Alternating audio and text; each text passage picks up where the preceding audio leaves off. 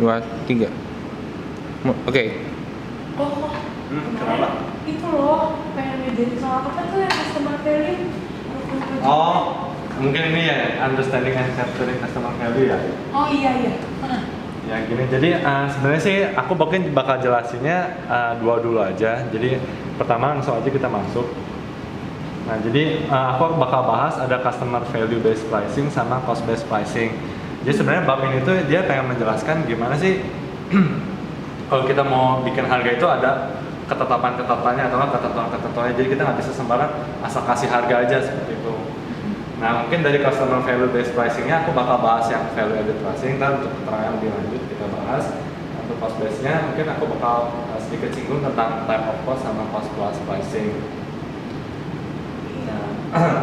Nah kalau customer value based pricing itu mungkin secara harafiah pun kita udah bisa ngerti sih ya. Jadi namanya customer value itu berarti kita menentukan harga itu dari persepsi customernya gitu.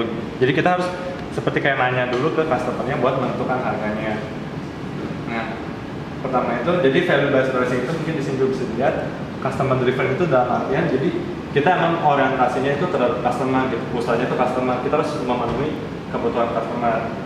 Nah, prosesnya itu ada 4. Nah, yang pertama itu jadi kita harus akses itu memperkirakan seperti itu. Jadi kita harus kayak memperkirakan atau survei apa sih kebutuhan customer gitu. Kemudian yang kedua itu set target price. Jadi setelah kita menentukan customer value-nya, kita bisa menentukan targetnya dan yang sesuai dengan customer-nya gitu. Jadi kita emang seperti mungkin bisa kita tanyakan dalam questionnaire gitu. Misalnya kita bisa tanya range harganya berapa sih untuk produk ini gitu. Kita bisa balik tanya ke konsumernya. Nah kemudian yang ketiganya itu kita bisa determine cost gitu. Jadi setelah kita udah tentukan, kita tentukan juga cost-nya gitu, jangan sampai cost-nya itu terlalu tinggi. Kemudian yang terakhir itu setelah kita semua bereskan dari yang 3 tahap sebelumnya, kita bisa langsung desain produknya gitu. Nah cuman problemnya ini kadang-kadang kalau kita mau bikin customer value based pricing ini, people tuh kadang-kadang kita pengen harus tahu kan kebutuhan mereka tuh apa sih gitu. Cuman masalahnya tuh people do not know their needs gitu. Jadi kadang-kadang orang nggak tahu gitu apa sih sebenarnya kebutuhan mereka. Kadang-kadang seperti aku ambil contoh kayak iPhone yang bisa dibilang iPhone sih ya, iPhone glass gitu, jadi dia emang transparan. Orang-orang tuh kadang-kadang nggak tahu gitu loh sebenarnya dia butuh atau enggak sih gitu. Cuman pada suatu saat ini bakal diciptakan katanya.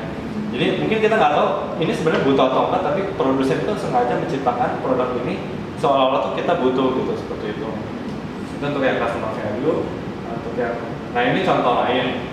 Nah seperti tadi mungkin balik lagi ada value added pricing. Jadi value added itu harga dimana kita value-nya itu ditambahkan. Tapi untuk lebih jelasnya langsung ke contoh aja. Nah ini aku ambil contoh Samsung dan iPhone. Nah aku ambil dari sumbernya dari lazada.co.id, ini dari situs penjualan. Nah aku ambil contoh dari ada Samsung yang sebelumnya itu kan S3 dan iPhone 4. Nah kalau bisa kita lihat harganya itu 6.900.000 untuk Samsung Galaxy S3 dan iPhone itu 7.935.000. Nah apa yang mau aku kasih tahu dari sini mungkin kita bisa langsung lihat PS4-nya itu 7.399.000 dan untuk iPhone-nya yang kelima itu 7.919.000. Mungkin seperti kita tahu mungkin tahun sebelumnya ini sebelum Samsung mulai booming sebenarnya iPhone dulu yang menang gitu. Cuman lama-kelamaan ternyata Samsung lebih duluan dibanding iPhone. Namun bisa kita lihat harganya itu tetap lebih unggul iPhone gitu. Jadi emang kita seperti tahu, mungkin saya dengar juga Steve Jobs itu kan emang orang CEO hebat lah gitu dalam Apple ini, dia berperan penting. Nah jadi yang aku mau kasih tahu di sini adalah iPhone itu biarpun dia produk baru dan mulai terkejar oleh Samsung, iPhone 5 khususnya, tapi dia tetap bisa mempertahankan nilai-nilai yang ada gitu loh. Jadi bukannya memotong biaya supaya harganya itu bersaing dengan Samsung, tapi dia tuh malah menambahkan mungkin ada fitur-fitur yang lebih dari Samsung yang membuat dia tetap bertahan gitu. Sehingga biarpun harganya, biarpun Samsung tetap memimpin pasar, tapi harga dari iPhone itu tetap tinggi gitu loh. Kalau bisa kita lihat kan dari perubahan dari 3 ke 4 itu emang Samsung naik juga gitu, iPhone juga naik, tapi keduanya dari dari iPhone 4 sama iPhone 5 ini tetap harganya lebih memimpin gitu. Jadi dia seolah-olah nggak peduli keadaan Samsung apakah dia lagi booming atau enggak gitu. Jadi itu dari value added pricing. Jadi dia bukan memotong biaya tapi menambahkan value. Nah untuk cost based pricing-nya itu tipenya mungkin kita sering tahu juga di mikroekonomik ada.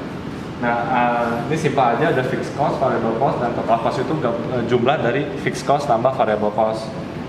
Nah, kalau aku mungkin langsung ke contoh aja. Nih aku ambil contoh kayak bioskop gitu ya.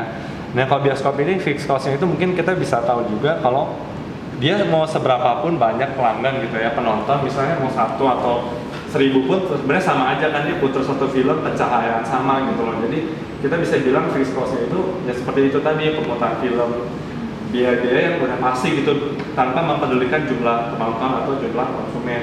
Nah, untuk variable cost ini dia bervariasi sesuai dengan jumlah konsumen gitu.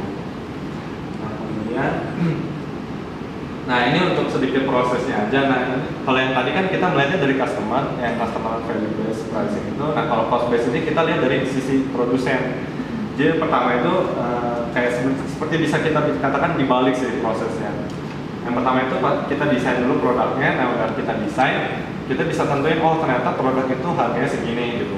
Kemudian set price based on cost ini kita mungkin mau ngambil untung berapa, kita tentukan dari cost ini. Jadi kita melihat dari cost-nya gitu. Cost berapa yang dikeluarkan, mau untung berapa, kita jumlahkan. Nah, kemudian yang terakhir itu meyakinkan pembeli itu supaya tentang value kita kalau dengan harga mahal ini seperti iPhone tadi gitu. Kalau kita yakinkan kalau emang harganya mahal, kita yakinkan dengan fitur-fitur yang emang tidak kalah bersaing dengan Samsung gitu. Kemudian mungkin yang terakhir ini cost based pricing, kita juga mungkin sering dengar tentang istilah lainnya itu markup pricing gitu. Nah, markup pricing itu jadi ibaratnya cost yang udah kita dapat, kita coba seperti kita naikkan gitu loh untuk mendapatkan profit atau untuk mungkin investasi untuk orang lainnya. Sebenarnya sedikit simpel rumus aja. Diketahui ada variable cost, fixed cost, sama jumlah sales yang kita harapkan gitu untuk terjadi saat kita produksi. Nah, kemudian unit per cost-nya itu kita bisa hitung dengan rumusnya variable cost ditambah fixed cost dibagi quantity yang tadi kita harapkan expected unit sales-nya gitu.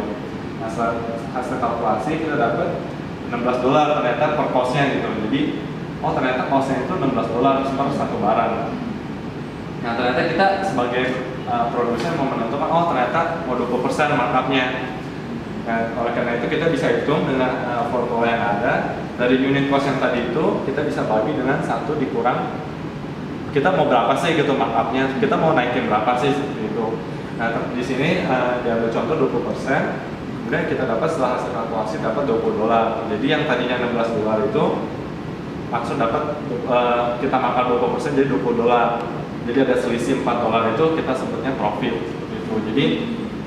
Jadi mungkin dari perusahaan dari udah kita menentukan cost-nya berapa, mau dapat untung misalnya kayaknya gue udah pengen 20% atau 50% gitu, tinggal kita pakai formula ini dapat untungnya berapa sih gitu dari selisihnya aja.